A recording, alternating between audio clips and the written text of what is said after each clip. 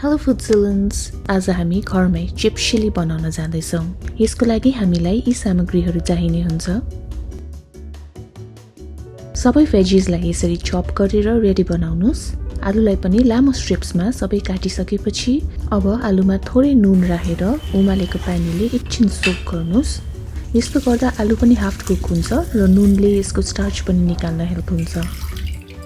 त्यसपछि तातो प्यानमा आलु डुब्न पुग्ने गरी तेल राख्नुस्। तेल तातिएपछि आलु राख्नुस् र मजाले क्रिस्पी नहुन्जेल फ्राई गर्नुस्। क्रिस्पी भएपछि आलु निकाल्नुस् र त्यही प्यानमा अलिकति तेल राख्नुस् अनि अघि काटेको प्याज राखेर 2 मिनेट जति चलाउनुस्। त्यसपछि फेरि 1 मिनेट जति क्याप्सिकम राखेर चलाउनुस्। अब हरियो खुर्सानी, अदुवा लसुनको पेस्ट राखेर चलाउनुस् र त्यसपछि टमाटर हालेर फेरि केही बेर चलाउनुस्। अब नुन, जिरा, रातो धुलो खुर्सानी, थोरै कालो मरिच राख्नुस् र एकछिन चलाउनुस्।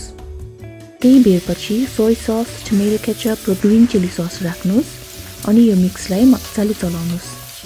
फाइनली अघिको फ्राइड आलु राख्नुस् अनि मजाले मसलाहरू सबै भित्रसम्म जाने गरी चलाउनुस्। ल रेडी भयो है त तपाईको chips chilli. Enjoy your food and thank you for watching. यस्तै food related contents का लागि do follow us and subscribe to our channel. Stay tuned. See you all in the next one.